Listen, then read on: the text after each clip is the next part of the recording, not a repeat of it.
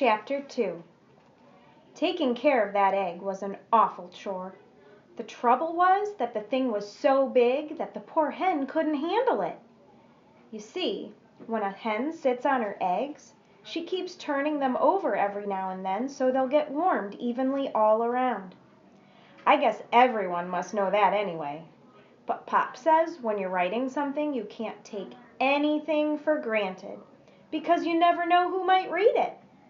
So if I start explaining something you know about already, just skip that part and go on. I suppose there might be somebody who'd lived in a city all his life, and he wouldn't know too much about how a hen takes care of her eggs and things like that.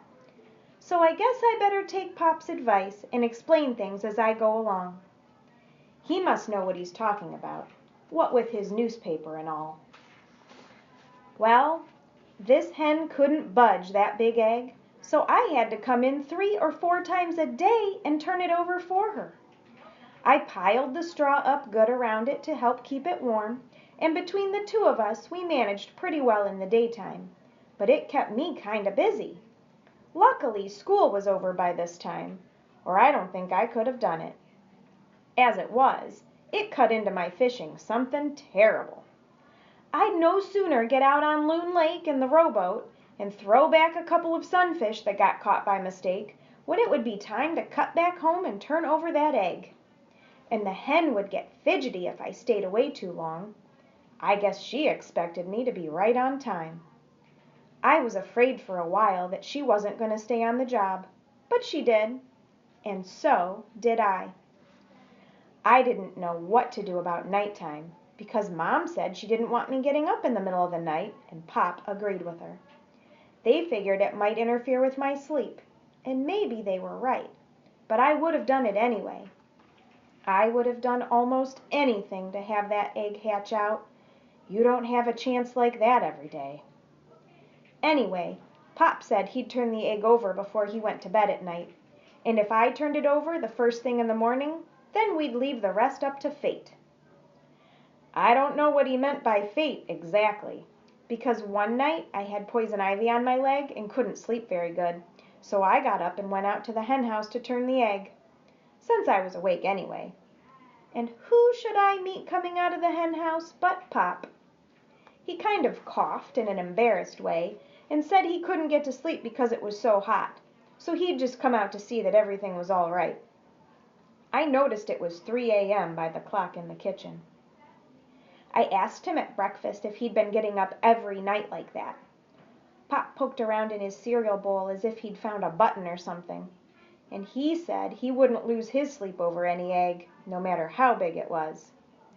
It was only when he was awake anyway that he went out to the hen house, he said. Mom smiled a little at the corner of her mouth, as if she thought Pop was pretty funny, but she didn't say anything. Well, I really had my hands full. First thing in the morning, I'd tear out to the hen coop and turn over the egg. By now, we had the nest all fixed up in a corner of the hen house, fenced off so it was nice and private. I'd give the hen some scratch feed and fill her water pan. Then, on the way back to the house, I'd take in an armful of stove wood from the shed, and by that time it would be late enough so I could bring old Ezekiel up from the cellar and put him in the chicken yard. After that, I was supposed to milk the goat, but Cynthia said she'd do that for me, since the big egg was such a lot of trouble. That was pretty nice of her, I'll have to admit, because she doesn't like milking too much. After breakfast, Cynthia would help Mom in the kitchen, and I would go down to the print shop with Pop. If it was newspaper day, I'd help Mr. Simmons wrap up papers for mailing, and then I'd deliver papers around town on my bike. Other days, I might sweep up slugs of type lying around on the floor and melt them down in the iron pot. Then afterwards, I'd pick up Joe Champigny, who lives across the street from us, and we'd go down to Loon Lake fishing. But every few hours I would come back and turn over that egg. I wasn't going to take any chances. One morning, about a week later, a man came into the house and wanted to see the egg. He said he was from the newspaper in Laconia, and they wanted to run a story on this big egg that our hen had laid. I took him out to the nest, and he took some pictures and asked questions. He poked the egg with his finger, and the hen nipped at him. He wasn't too pleased about that, and he went off sucking his finger. A while after that, two men came from the Christian Science Monitor down in Boston. They said they'd seen something in the press about a hen that laid an enormous egg up in Freedom, and they wanted to do a piece on it because their paper was always interested in miraculous things like that. They took pictures of the egg and the hen and Ezekiel, and one of my sister feeding the chickens, as if she ever did that. And they asked all kinds of questions. They wanted to know why we called the rooster Ezekiel, and what the circulation of the Freedom Sentinel was, and how many people lived in Freedom, and all sorts of things that didn't have anything to do with the egg. Then they measured the egg with a tape and weighed it on some hand scales they brought with them. It was 15 inches around the narrow way, and it weighed 3 pounds and a quarter. The men stayed to lunch and had 2 helpings of pie. The next week, my Aunt Grace sent us a clipping from the Monitor. She lives down in Keene and teaches high school there. The clipping had a big picture of my sister feeding the hens and a small picture of the egg. Underneath the picture, there was this article: Mammoth Egg Laid in Freedom. Freedom, New Hampshire, June 24th. Freedom, New Hampshire may be a small town, but it sure can produce a big egg. A hen belonging to the Walter Twitchell family of this town recently laid an egg which may turn out to be the largest hen's egg in history. Their hen laid this astonishing egg on June 16th, Mr. Twitchell declared. She had shown some signs of uneasiness before laying the remarkable egg, which measures almost 1.5 feet around and weighs nearly 3.5 pounds. Mr. and Mrs. Twitchell have 2 children, a girl, Cynthia, 10, and a boy, Nathan, aged 12. Mr. Twitchell is the owner and editor of the Freedom Sentinel, a country newspaper with a circulation of about 800. The family has decided to let the hen sit on the egg in hopes that it will hatch out. Mr. Twitchell admits that he doesn't know what will come out of the egg. Something surprising, Mr. Twitchell guesses.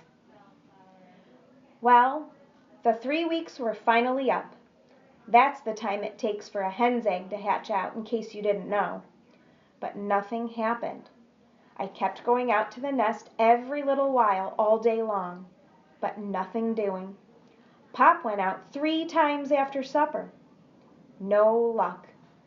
I must have looked pretty glum, and Mom said not to worry.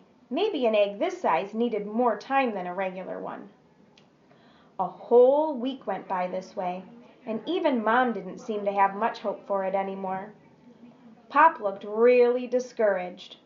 I think he'd kind of set his heart on that egg hatching out almost as much as I had.